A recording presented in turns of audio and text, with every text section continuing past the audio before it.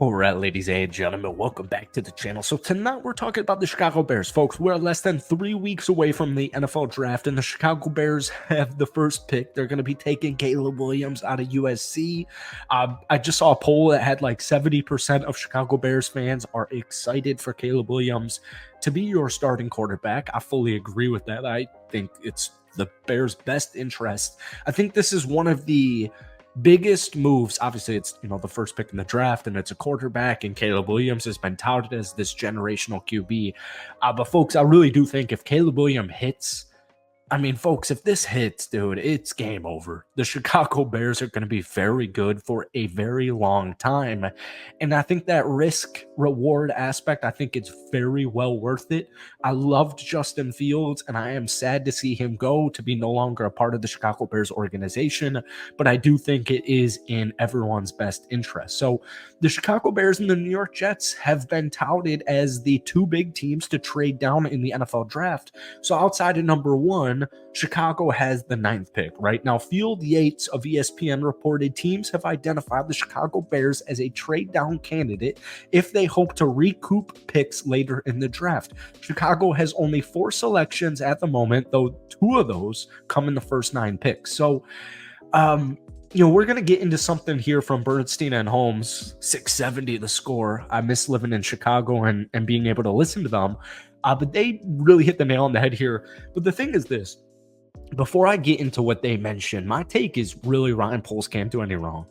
You really can't. You can take Jared at pick number 9. You could take a Dunze at pick number 9. You could take an offensive tackle. You could even reach for a defensive tackle. You really can't go wrong here. Ryan Poles has so many options, and that is what every single NFL GM wants to have. Now, obviously, things get a little bit thin as we go deeper into the draft, but folks, take a look at the Chicago Bears roster on paper. There really is not that many glaring holes. Like, there really isn't. Yeah, another edge rusher. Yeah, a center. Yeah, a third wide receiver. Outside of that, folks, it's kind of it. It's kind of it. That's how good the Chicago Bears look right now on paper. So before we get into tonight's video, if you guys enjoy it, be sure to hit that like button, hit that sub button for daily Bears content. Let's try and get this video to 250 likes. That would mean the world to me. I also want to shout out the Chicago Cubs real quick for 5 straight victories taking down the Los Angeles Dodgers earlier today. So the Bears are taking Caleb at number 1, right? I think everyone knows that's a given.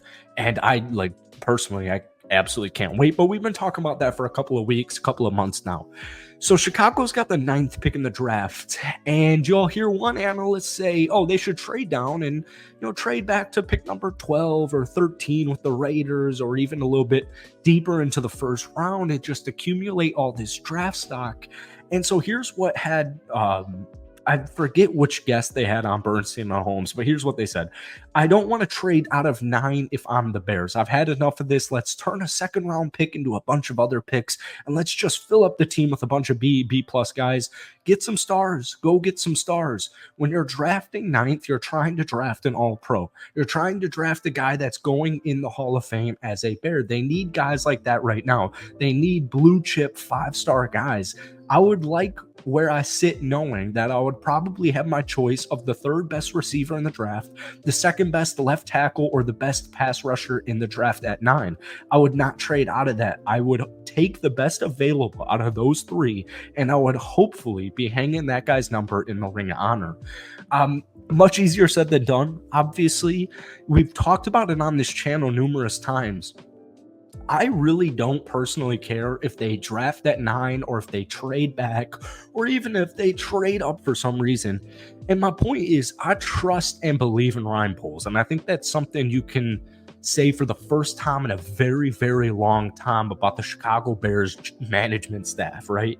When we take a look at the draft, the first top 10 picks last year, Bryce Young, CJ Stroud, Will Anderson Jr., Anthony Richardson, Devin Witherspoon, Paris Johnson Jr., Tyree Wilson, Bijan Robinson, Jalen Carter, and then Darnell Wright going to the Chicago at pick number 10. You get a little bit deeper into, the hypotheticals where the Bears trade back from pick number 9 into kind of the first half, picks between 10 and 15. Last year it was Peter Skoronski out of Northwestern, Jahmyr Gibbs, Lucas Van Ness, Broderick Jones, Will McDonald IV. The point is this, there's going to be then you have guys like Puka Nakua and Brock Purdy from a couple of years ago. My point is, there's blue chip guys all across the board, but you do have, obviously with the ninth pick, a higher probability of getting one of those in the top 10 here. Me personally, I want Chicago to focus on offense. But with that being said, I do understand that this is not a great edge rushing draft. I think they can make it work defensively if they don't take an edge rusher in the top 10. Outside of that, maybe if Joe Alt falls to pick number 9, maybe you just select him straight up right there.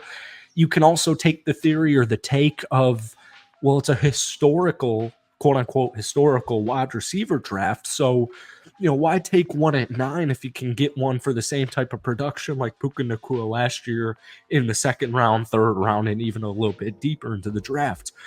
My point is mainly that Chicago Bears roster is very good, folks. You went out there and you acquired a star wide receiver in Keenan Allen. I just saw a tweet that I actually kind of agreed with.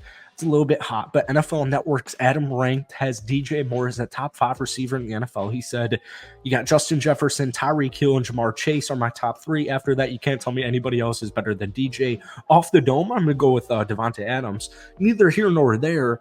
DJ Moore is a star wide receiver, right? And so we're going to pair up Caleb Williams with a veteran, not even a veteran. I hate using that word because it's not like DeAndre Swift's been in the NFL for 10 plus years. You got a dual threat running back in DeAndre Swift paired up with Khalil Herbert, Rashawn Johnson. We're going to put Cole Kmet and Gerald Everett in the mix. You got Darnell Wright. You picked up Ryan Bates. You got Tevin Jenkins. When he's healthy, he's an absolute superstar. I'm still on the Braxton Jones train. Let me know where you guys are. But, Tyler Scott, I didn't see enough from Tyler Scott last season to be fully comfortable with him being wide receiver 3. Now, once again, you can take a wide receiver, there's going to be a bunch of trades, and maybe Chicago makes a trade into the second or third round, but even if they stand pat, you can still get a productive wide receiver, i.e. the Green Bay Packers of last season. Me personally, I'm going offense because I want Caleb Williams, my new franchise quarterback, to have as many weapons and I just want to give him the best possible odds and looks to make his career as good as it possibly can, right? I want to just load up the offense so that he has plenty of options. And DJ Moore, Cole Kmet, and Keenan Allen and DeAndre Swift in and of itself, I think, is a very solid group. But me personally, if Odunze is available at pick number 9, it's clear. I'm going right there right now with him, even if Joe Alt's on the board. But the point is this: Chicago, Ryan Poles really can't do wrong here. You have so many options. You have so many great options. And it just kind of comes down to how the first 8 picks go, where the draft's looking at pick number 9, and what you think of who's available at pick number 9. And the point is, you just can't go wrong. So let me know what you guys are doing at pick number 9, but hit that like button, hit that sub button, and we'll see you next.